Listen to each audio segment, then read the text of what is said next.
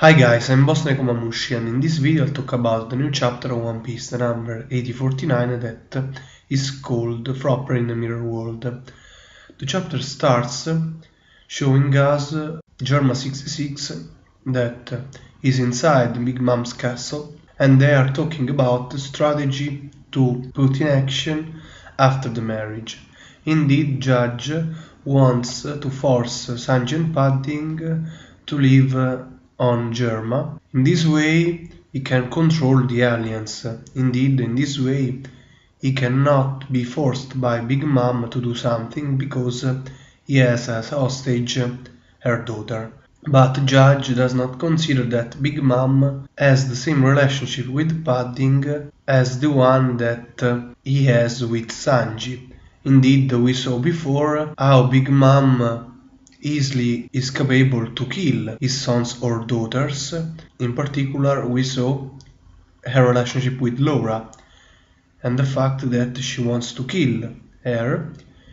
And so I think that Padding as an hostage could not be useful. After that, we see the Carrot Choppa couple, that is another great couple, and that managed to escape with a great escape, in my opinion, from Brûlé and the other members of Big Mom's crew that are in the mirror world. Indeed, we see how the carrot that Brûlé is cooking is not a real one, but it is a frog that she transformed in carrot using her powers.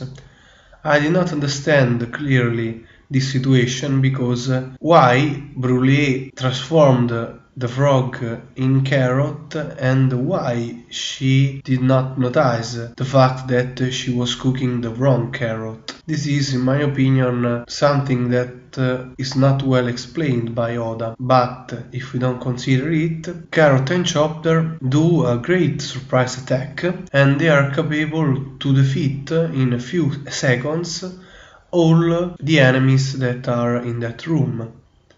And they are also capable to stop the one called Diesel that was escaping and that would have informed Big Mom about their escape. And so in this situation they are completely free of moving in the mirror world, and this is a great advantage because they can use mirrors in order to reach all the points of Totland, and they can move secretly without being discovered by Big Mom or Big Mom's crew. And this is a great advantage for Rufy's team. After this scene, we see how Sanji is informed about the situation of his friends, but we see also how he tries not to consider their situation because he now has made his decision and he wants to follow this decision. The decision of accepting a forced future in which the only one that can give him happiness is Padding. But from the previous chapter, we know that Padding maybe will kill herself, and in this situation Sanji will lose the only light that he has in this moment, the only light that he has in the dark future that he sees. And probably if Padding will die, his reaction will be very strong, not only because of his feelings for Padding, but also because he will see no lights in the dark. But the most interesting part is the subsequent one. Indeed, we see how Brook is capable to defeat very easily the guards in the treasure room and to acquire the keys. And he also is capable to enter the cell that contains the poneglyphs. I think that the cell is made of kairoseki because I think that it contains something too important for Big Mom, and so it has to be protected from the ones that have devil fruit power. So in a sense, despite the fact that in this situation Big Mom arrives, and this fact in my opinion was very unpredictable, in a sense Brook is protected by the cell. But I think that it will be interesting if Oda will show how their powers will interact. Indeed, if Brook is actually the natural enemy of Big Mom, their fight will be very interesting, and also the future of the saga will be very interesting, because in that situation probably Rufy will have a chance to defeat Big Mom. Also, the two final parts are very interesting. First of all, we see how Pedro is forced to enter in a courtyard, and he finds Tamago. We know that Tamago considers Pedro a strong enemy, and he respects him. We also know that they both have a scar on their left eye, and this scar was provoked by a fight between them. So we will probably see a new fight between them, but we also acquire new important information. First of all, the fact that the name of the pirates' crew, of which Pedro was captain, was Nox Pirates, and this name I think is linked with the fact that Nekomamushi is the Night King in Zoo. So I think that this name is linked with Nekomamushi and the Guardians. Indeed, we know that Pedro started his adventure that brought him to become a pirate in order to discover information about Poneglyph, because he wanted to help Nekomamushi. And we also know that at the end of Pedro's travel as a pirate, when he firstly entered the Big Mom's territory, Big Mom stole from him 50 years of life. And so, as Tamago says, probably Pedro has only a few time left. And also Pedro is conscious about this fact, and indeed he says that he will not return to Zoo alive. But now we have to consider a fact.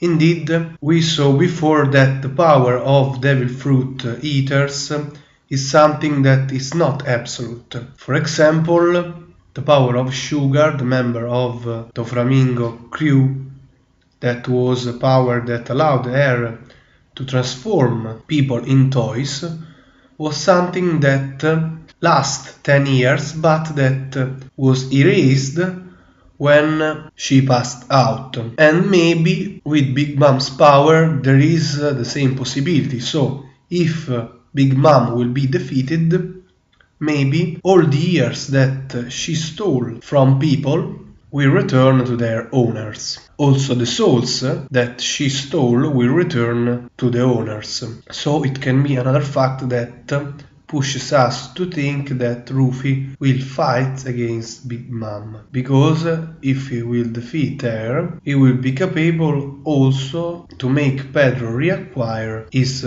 stolen life. The last page of the chapter is something very unexpected. Indeed, in the beginning of the chapter we saw how Germa 66 didn't know where was Reiju. In the end we see Reiju that is covered by blood and that is walking alone in a particular place of the castle. I think that Reiju is in a sense shocked for something that she saw. Indeed, I don't think that the blood that covers her body is her blood. I think that maybe she saw something that maybe is something that is happening to Padding, for example, and she is too shocked about this fact. Indeed, we saw before, also in Sanji's flashback, that she is among the Germa 66 the one that is capable to feel empathy, is capable to have, in a sense, a sort of feeling for other people. Maybe because she is a woman, and so this fact maybe allows her to have a more human relationship with others than the one that can have her brothers, obviously excluding Sanji. But also Reiju could be shocked for another reason, but I think that the fact that he saw is very important for the subsequent part of this saga. In the end, I want to say two words about Capone. Indeed, we saw before how he has, in a sense, a sort of strategy in order to acquire something from Big Mom, in my opinion. Indeed, we saw how he acted with Pecoms, and we have not to forget this fact, because probably it will be very very important in the defeat of Big Mom, for example, or in the way in which Rufy and Big Mom relationship will develop, because Capone is not considered at all in this situation, and so he can put in action his plan that, considering the character, is probably a very intelligent plan, in a condition of surprise, and so maybe he will be able to obtain what he wants, and this fact will cause a reaction in Big Mom, or will be something that will allow Capone and Rufy maybe to defeat the Emperor. Maybe Capone is interested in the road Poneglyph, such as Rufy, but we have very few information about this plan in order to try to do some theories, but we have not to forget his presence in this saga. So what do you think about his plan, and also what do you think about Reiju situation? Do you think that that blood is her blood, or do you think that is blood of someone else, and maybe she saw something that happened to someone else, and who is this someone else? Tell me in comments, and if you like the video, put a like and subscribe. I am Boss Nekomamushi. We will see again in the comment of the next chapter, the 850. Bye. Peace.